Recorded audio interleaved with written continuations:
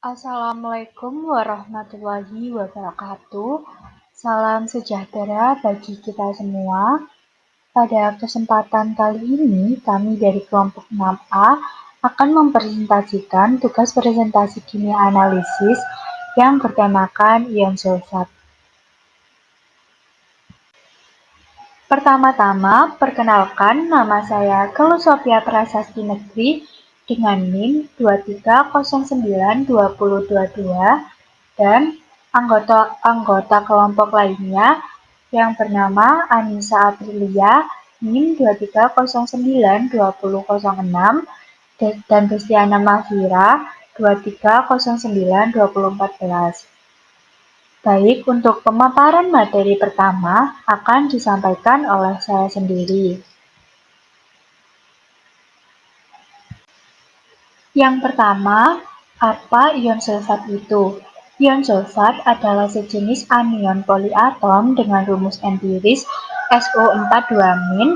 Ion ini terdiri dari atom pusat sulfur yang dikelilingi oleh 4 atom oksigen dalam susunan tetrahedron. Ion sulfat bermuatan 2 negatif. Ion sulfat adalah salah satu anion utama yang muncul di air secara alami dan merupakan salah satu ion penting dalam ketersediaan air karena efek pentingnya bagi manusia saat ketersediaannya dalam jumlah besar. Sifat fisik ion sulfat meliputi nama IUPAC-nya, sulfat, rumus kimia SO42-, massa molar 96,06 gram per mol, titik didih 623,89 derajat Celcius, titik leburnya 270,47 derajat Celcius, berat jenis 1,834 gram per cm kubik. Dan cenderung membentuk endapan putih selama bereaksi. Bersifat tidak berwarna, tidak berbau pada tekanan 100 kPa atau 1 bar atau kondisi standar. Sifat sulfat, sifat kimia. Sifat kimia sulfat yang unik adalah ia dapat dengan mudah berikatan dengan logam. Ion sulfat cenderung larut dalam air, dapat terdisosiasi menjadi ion sulfat dan ion hidrogen sulfat. Ion sulfat bertindak sebagai ligan, menghubungkan dua oksigen atau oksigen tunggal sebagai jembatan. Meskipun demikian, sulfat memiliki begitu banyak elektron dan ia dapat menggunakan pasangan elektron manapun untuk berikatan dengan logam. Selanjutnya adalah penggolongan ion sulfat. Penggolongan ion sulfat dibagi menjadi dua. Yang pertama, penggolongan ion sulfat berdasarkan uji kelarutan. Ion sulfat digolongkan sebagai kelompok sulfat di mana anion golongan sulfat ini akan membentuk endapan bila direaksikan dengan larutan PaCl2 dalam larutan yang sedikit basah. Yang kedua, ada penggolongan ion sulfat berdasarkan pengelompokan anion.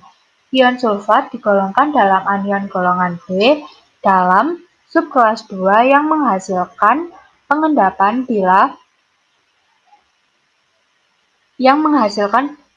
reaksi pengendapan bila bereaksi di dalam larutannya. Analisis sulfat. Untuk menganalisis ion sulfat pada suatu larutan perlu dilakukan beberapa uji percobaan. Yang pertama, uji organoleptik. Mengamati bentuk dan warna sampel serta menguji keasaman larutan. Larutan yang mengandung ion sulfat juga memiliki sifat yang larut dan tidak berwarna serta memiliki keasaman yang netral. Yang kedua, uji kelarutan dengan menggunakan BaCl2 dan AgNO3. Larutan yang mengandung ion sulfat saat ditetesi dengan BaCl2 dan AgNO3 sama-sama membentuk endapan putih. Yang ketiga, uji identifikasi spesifik. Pengujian dilakukan dengan menggunakan Ba2+ akan menghasilkan endapan putih yang tidak dapat larut dalam HCl encer dan penggunaan Bb asetat juga menghasilkan endapan putih kristal PbSO42-. Karakteristik dari ion sulfat. Kebanyakan sulfat sangat larut dalam air, kecuali dalam kalium sulfat, strontium sulfat, dan barium sulfat yang tidak larut. Barium sulfat sangat berguna dalam analisis gravimetri sulfat. Penambahan barium klorida pada suatu larutan yang mengandung ion sulfat akan menampakkan endapan putih, yaitu barium sulfat menunjukkan adanya ion sulfat. Ion sulfat bisa menjadi satu ligan yang menghubungkan mana-mana satu dengan oksigen atau monodentat, atau dua oksigen sebagai kelat atau jembatan. Contohnya ialah molekul logam netral kompleks YtSO4P Y6 H5 32 kali, di mana ion sulfat berperan sebagai ligan bidentat. Ikatan oksigen logam dalam molekul sulfat kompleks mempunyai ciri yang kovalen.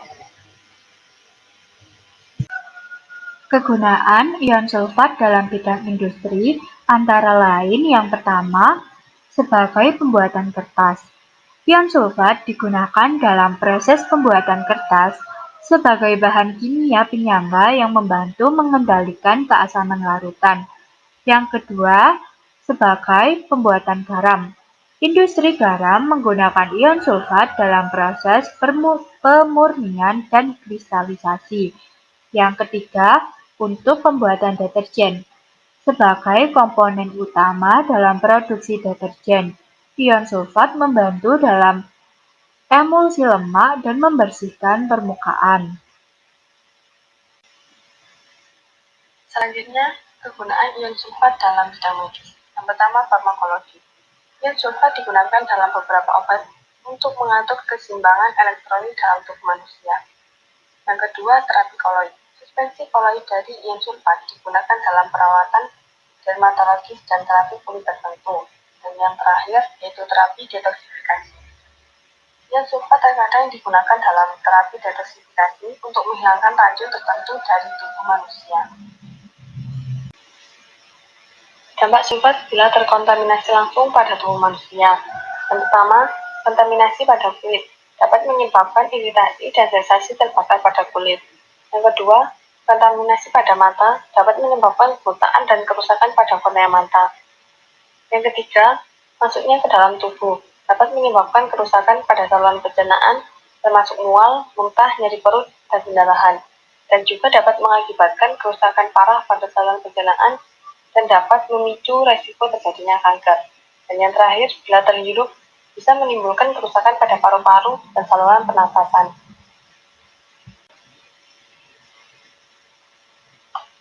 Dampak ion sulfat pada lingkungan. Yang pertama, pencemaran air.